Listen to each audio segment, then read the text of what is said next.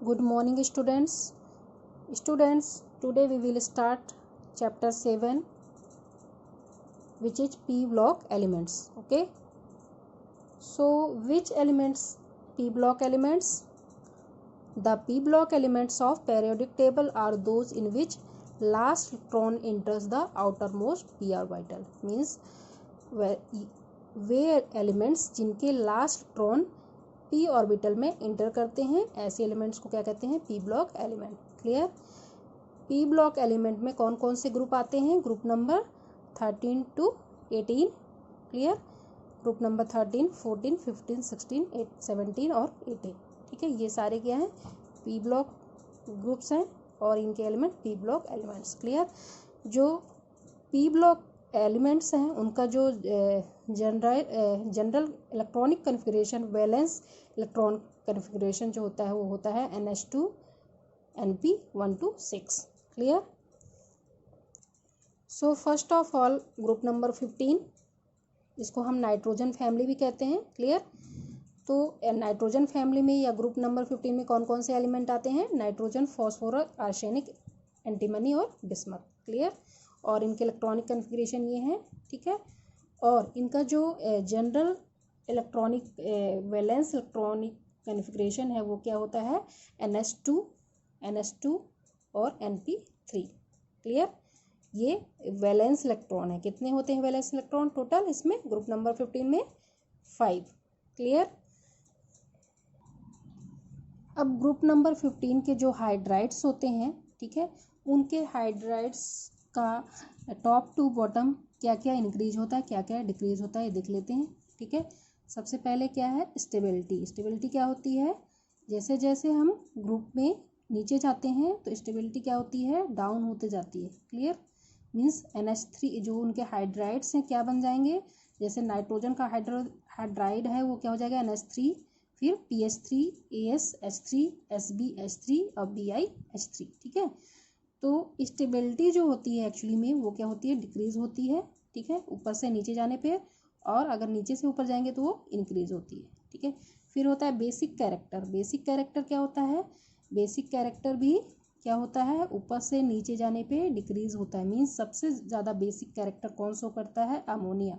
ठीक है, और सबसे कम इसमें BiH3. ठीक है, फिर सॉल्युबिलिटी जो है, सॉल्युबिलिटी भी इसकी मैक्सिमम होती है और इसकी लो होती है. क्लियर? तो सॉल्युबिलिटी भी क्या हो जाती है? डिक्रीज होती जाती है टॉप टू बॉटम आने पे. ठीक है, बॉन्ड एंगल भी इसका सबसे ज़्यादा है. ठीक है, और इसका सबसे कम. इसके बाद जो स्ट्रेंथ ऑफ सेंट्रल एटम और हाइड्रोजन के बीच जो स्ट्रेंथ होती है बॉन्ड, ठीक है, हाइड्रोजन बॉन्ड के साथ, ठीक है, हाइड्रोजन और सेंट्रल मेटल एटम के साथ, तो वो क्या होता है? जो स्ट्रेंथ होता है वो भी डिक्रीज होते जाता है क्योंकि साइज बढ़ते जाता है. क्लियर? इसके बाद जो रिड्यूसिंग कैरेक्टर है, ठीक है, रिड्यूसिंग कैरेक्टर एक्चुअली में वो टॉप टू बॉटम आने पे बढ़ता है. क्यों बढ़ता है? क्योंकि टॉप टू बॉटम आने पे साइज बढ़ता है. मीन्स हाइड्रोजन डोनेट करने की जो पावर है वो बढ़ जाती है. ठीक है, क्योंकि जैसे जैसे हम नीचे आते जाएंगे उनके साइज बढ़ते जाएंगे, इसलिए उनका रिड्यूसिंग कैरेक्टर जो है नीचे जाने पर इंक्रीज होता जा रहा है. ठीक है, अब ग्रुप नंबर 15 जो है ऑक्सीडेशन स्टेट कैसा शो करते हैं? ये सभी एलिमेंट्स -3 से +5 ऑक्सीडेशन स्टेट शो करते हैं क्योंकि, ठीक है, और जो नाइट्रोजन है वो -3, -2, -1, 0, 1, 2, 3, 4, 5 इन सभी प्रकार के ऑक्सीडेशन शो करता है. क्लियर? जैसे अमोनिया में इसका ऑक्सीडेशन स्टेट क्या है? -3. ठीक है, NH2 में -2 है नाइट्रोजन का. इसी तरह से NH2OH में -1 है, और N2 में, ठीक है, ये क्या है? इसमें 0 है. क्लियर? और N2O जिसे हम लॉफिंग गैस भी कहते हैं, ठीक है, इसमें +1, NO में +2 है. ठीक है, और N2O3 में +3, NO2 में +4 और HNO3 और N2O5 में क्या है? +5 शो करता है. मीन्स जो नाइट्रोजन है इन सभी तरह की ऑक्सीडेशन स्टेट शो करता है. क्लियर? अब इसका जो नाइट्रोजन है एक्चुअली में उसकी जो कोवैलेंसी होती है वो 4 ही होती है, ठीक है। ये 3 तो कोवलेंट बॉन्ड बनाता है और एक जो चौथा बॉन्ड होता है इसका वो कोऑर्डिनेट बॉन्ड होता है, ठीक है। मीन्स नाइट्रोजन की जो कोवैलेंसी होती है वो कितनी होती है, टोटल 4, 3 कोवैलेंट और एक कोऑर्डिनेट बॉन्ड। नेक्स्ट है प्रॉपर्टीज ऑफ हाइड्राइड्स, जो अभी हमने पीछे पढ़ा। तो मैंने बताया था कि हाइड्राइड्स में टॉप टू बॉटम जाने पे जो उसकी बेसिक कैरेक्टर है वो बढ़ते जाता है, मीन्स रिड्यूसिंग पावर जो है बढ़ते जाता है, ठीक है। तो अगर हम इसका ऑर्डर लिखें, ठीक है, सबसे ज़्यादा बेसिक कैरेक्टर कौन शो करता है, बेसिक कैरेक्टर क्या होता है, टॉप टू बॉटम जाने पे डिक्रीज होता है, ठीक है। और जो रिड्यूसिंग पावर है वो इंक्रीज होता है, ठीक है। रिड्यूसिंग पावर क्यों इंक्रीज होता है, क्योंकि साइज बढ़ता है, ठीक है। और बेसिक कैरेक्टर क्यों डिक्रीज होता है, क्योंकि साइज बढ़ने से बेसिक कैरेक्टर क्या होता है, डिक्रीज होता है, क्लियर।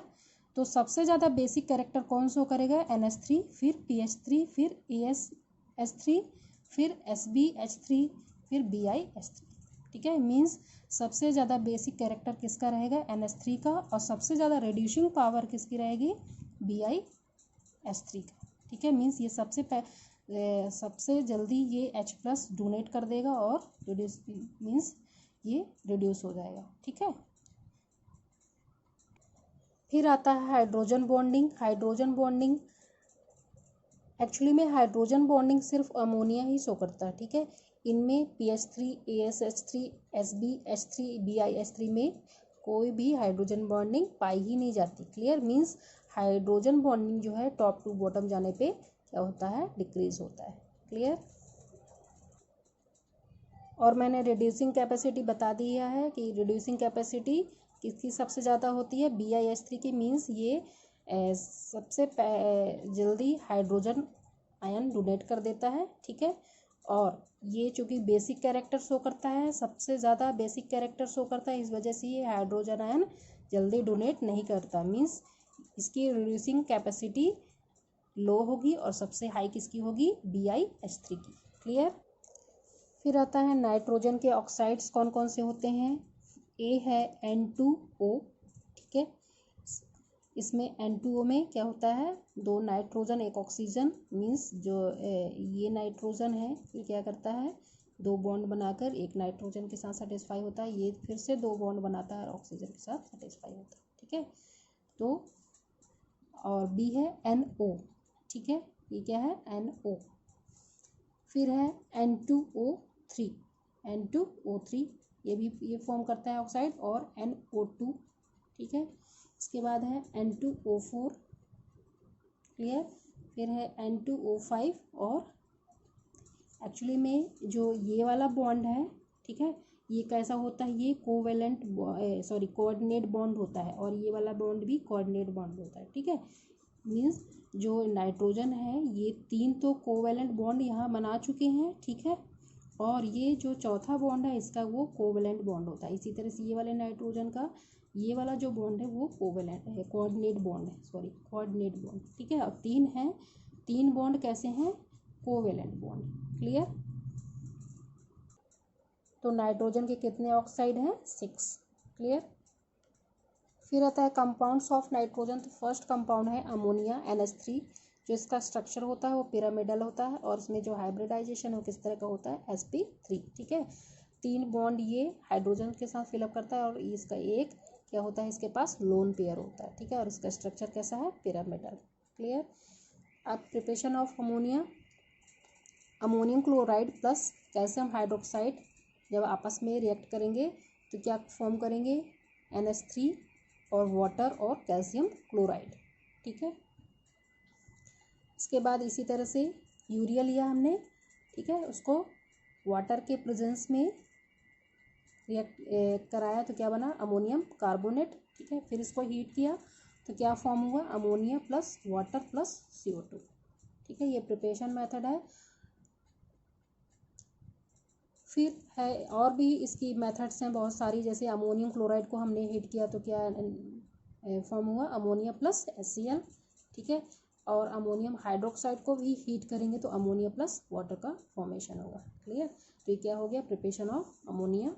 इसके बाद है लार्ज स्केल में अगर अमोनिया का फॉर्मेशन करना है तो हैबर प्रोसेस यूज़ किया जाता है। ठीक है, इसमें क्या होता है कि नाइट्रोजन एयर से ली जाती है।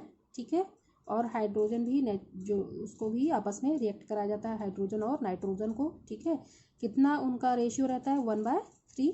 ठीक है, इनका इतना वॉल्यूम लिया जाता है और इसको 400 to 450 degree Celsius 200 ATM pressure पे, ठीक है, इसको क्या किया जाता है? हीट किया जाता है। और कैटालिस्ट क्या यूज किया जाता है? आयरन। क्लियर? तो ये क्या फॉर्म होती है? अमोनिया लिक्विड फॉर्म में ये हमें मिलती है। ठीक है, और अगर जो मतलब अगर रिएक्ट नहीं हुआ है वो वापस फिर से चला जाता है और फिर से रिसाइकल होके फॉर्म हो जाता है। ठीक है, नेक्स्ट पॉइंट है chemical reaction of ammonia. Clear? तो अमोनिया जब वाटर के साथ रिएक्ट करता है तो ammonium ion plus OH minus form करता है। क्लियर? और जब अमोनिया की रिएक्शन Cu2+ के साथ कराते हैं जिसका कलर क्या होता है? Light blue. ठीक है, तो ये आपस में रिएक्ट करके एक कॉम्प्लेक्स फॉर्म करते हैं जिसका कलर होता है डीप ब्लू। ठीक है, ये कैसा होता है? एक्वस। फिर है नेक्स्ट कंपाउंड HNO3। ठीक है, HNO3 का जो स्ट्रक्चर होता है किस तरह होता है? इसमें देखिए ये दो जो बॉन्ड है, ये वाले दो बॉन्ड और एक ये बॉन्ड, ये कैसे होते हैं?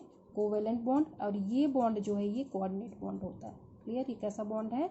जहाँ प्लस और माइनस लिखा है मीन इसका मतलब क्या होता है कि ये कैसा बॉन्ड है? Coordinate bond. क्लियर? तो कितने टोटल बॉन्ड है? 4। अब HNO3 को कैसे प्रिपेयर करते हैं ये देख लेते हैं। तो क्या लेते हैं? सोडियम नाइट्रेट प्लस H2SO4 और इसका जब टेम्परेचर हम 200 डिग्री सेल्सियस पे रखते हैं तो क्या बनता है? Sodium sulphate plus HNO3। Clear? और इसकी एक जो बहुत इम्पॉर्टेंट मेथड है, ठीक है, वो है ओस्टवॉल्ड प्रोसेस। ठीक है, ओस्टवॉल्ड प्रोसेस ये किस तरह की मेथड है? 3 स्टेप मेथड है। ठीक है, फर्स्ट स्टेप में क्या होता है? NH3 क्या करता है? ऑक्सीजन के साथ रिएक्ट करता है प्लेटिनम। ये एक तरह से कैटलिस्ट के तौर पे काम करता है। ठीक है, उसका टेम्परेचर कितना रखते हैं? 500 केल्विन। ठीक है, तो क्या बनता है? NO plus H2। ठीक है, और फिर सेकेंड स्टेप में क्या होता है? फिर से ये ऑक्सीजन के साथ रिएक्ट कराते हैं। ठीक है, तो क्या बनता है? NO2। फिर से थर्ड स्टेप में क्या होता है? फिर से ये NO2 रिएक्शन किसके साथ कराते हैं? वाटर के साथ। तो क्या फॉर्म होता है? HNO3 और NO गैस। क्लियर? तो ये कौन सी प्रोसेस है? ओस्टवॉल्ड प्रोसेस। इसको लार्ज स्केल में यूज किया जाता है HNO3 फॉर्म करने में। इसके बाद है chemical reaction of nitric acid. तो जब नाइट्रिक एसिड की रिएक्शन नॉन मेटल्स के साथ कराते हैं तो क्या फॉर्म होता है? जैसे कार्बन के साथ कराया तो क्या बनेगा? H2CO3 carbonic acid. ठीक है, प्लस NO2। फिर अगर सल्फर के साथ रिएक्ट किया तो NO2 तो फॉर्म होगा ही, इसके सल्फर के साथ जो कि रिएक्ट कर रहा है तो कौन सा एसिड फॉर्म होगा? H2SO4। ठीक है, फिर अगर हम फॉस्फोरस के साथ कराएं तो NO2 तो फॉर्म होगा ही, और कौन सी एसिड फॉर्म होगी फॉस्फोरस के साथ? Phosphoric acid. ठीक है, इसके बाद है अगर आयोडीन के साथ कराएं तो NO2 प्लस HiO3। ठीक है,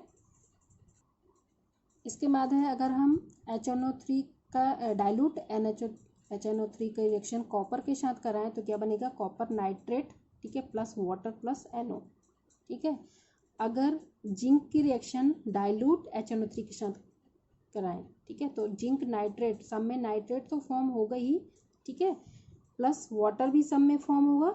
ठीक है, डिफरेंस कहाँ आएगा? यहाँ पे नाइट्रोजन के ऑक्साइड पे। ठीक है, तो यहाँ कौन सी गैस फॉर्म होगी? N2O laughing gas. ठीक है, और अगर कॉपर की रिएक्शन यहाँ डाइल्यूट HNO3 के साथ हुआ था, यहाँ कॉन्सेंट्रेट HNO3 के साथ हो रहा। ठीक है, तो कॉपर नाइट्रेट फॉर्म होगा प्लस वाटर भी फॉर्म होगा, लेकिन जो ऑक्साइड है वो NO2 फॉर्म होगा। ठीक है, फिर जिंक की रिएक्शन अगर कॉन्सेंट्रेट HNO3 के साथ कराएं, यहाँ क्या हुआ था, डाइल्यूट यूज हुआ था, ठीक है, यहाँ कॉन्सेंट्रेट, ठीक है। तो जिंक नाइट्रेट तो फॉर्म होगा ही, प्लस H2O भी फॉर्म होगा, और ऑक्साइड कौन सा बनेगा, NO2।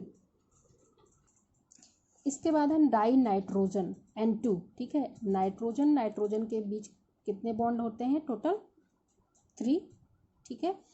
अब डाई नाइट्रोजन की प्रिपरेशन कैसे करते हैं, इसमें हम क्या लेते हैं, अमोनियम डाइक्रोमेट।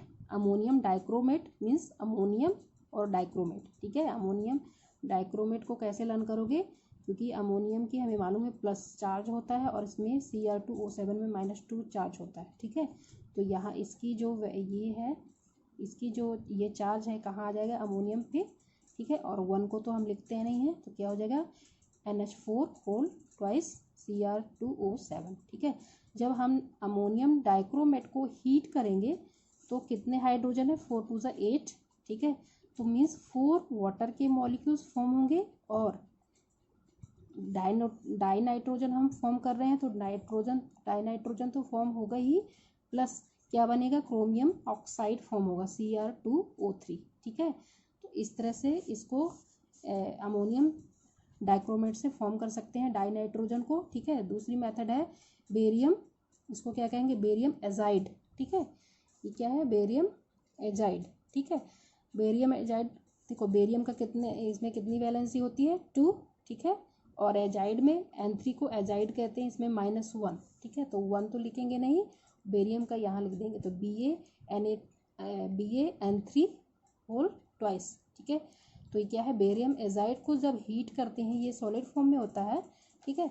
तो ये बहुत ज़्यादा प्योर फॉर्म में हमें डाई नाइट्रोजन मिलता है, ठीक है, और बेरियम सॉलिड फॉर्म में मिलता है, क्लियर। तो ये हो गया डाई नाइट्रोजन का प्रिपरेशन, ठीक है। इसके बाद है केमिकल रिएक्शन देख लेते हैं। जब डाई नाइट्रोजन की रिएक्शन किसी भी मेटल से कराते हैं, जैसे लिथियम ले लिया, उसके साथ हीट करेंगे तो क्या बनेगा, लिथियम नाइट्राइड। इसी तरह से मैग्नीशियम के साथ रिएक्ट कराएंगे और हीट करेंगे तो क्या बनेगा, मैग्नीशियम नाइट्राइड, ठीक है। अब ग्रुप नंबर 15 की फिजिकल प्रॉपर्टी देख लेते हैं। जो ग्रुप नंबर 15 के जितने भी एलिमेंट्स हैं वो कैसे होते हैं, पॉलीएटॉमिक होते हैं, और जो नाइट्रोजन होता है वो कैसा होता है, डाई नाइट्रोजन होता है। ये क्या कहलाता है, डाई एटॉमिक गैस है, ये गैस फॉर्म में पाया जाता है। बाकी के जो एलिमेंट्स हैं इस ग्रुप के वो सॉलिड फॉर्म में होते हैं, ठीक है। और मेटेलिक कैरेक्टर जो होता है वो ग्रुप में ऊपर से नीचे जाने पे क्या होता है, इंक्रीज होता है, ठीक है। मीन्स जो नाइट्रोजन और फॉस्फोरस हैं वो नॉन मेटल्स हैं, आर्सेनिक एंटीमनी है वो मेटलॉइड्स हैं, ठीक है। मीन्स इसमें मेटल्स और नॉन मेटल दोनों के कैरेक्टर्स होते हैं, ठीक है। और बिस्मथ जो है वो एक तरह का मेटल है, ठीक है। और आयोनाइजेशन जो एंथैल्पी है वो डिक्रीज होती जाती है, क्योंकि टॉप टू बॉटम जाने पे क्या होता है, साइज इंक्रीज होता है, ठीक है, जिससे हम इलेक्ट्रॉन उससे इजीली निकाल सकते हैं। मीन्स आयोनाइजेशन एंथैल्पी जो है डिक्रीज होती जाती है, ठीक है। और एटॉमिक साइज क्या होता है, इंक्रीज होता है, ठीक है। बॉइलिंग पॉइंट्स क्या होगा, इंक्रीज होगा, क्यों, क्योंकि इलेक्ट्रॉन्स बढ़ते हैं, न्यूक्लियर और जो प्रोटॉन और न्यूट्रॉन्स के नंबर्स भी बढ़ते हैं, इसलिए बॉइलिंग पॉइंट क्या होगा, टॉप टू बॉटम जाने पे इंक्रीज होगा, ठीक है। आई थिंक आपको ग्रुप नंबर 15 समझ में आ गया होगा। अब हम नेक्स्ट वीडियो में ग्रुप नंबर 16 करेंगे। Thank you.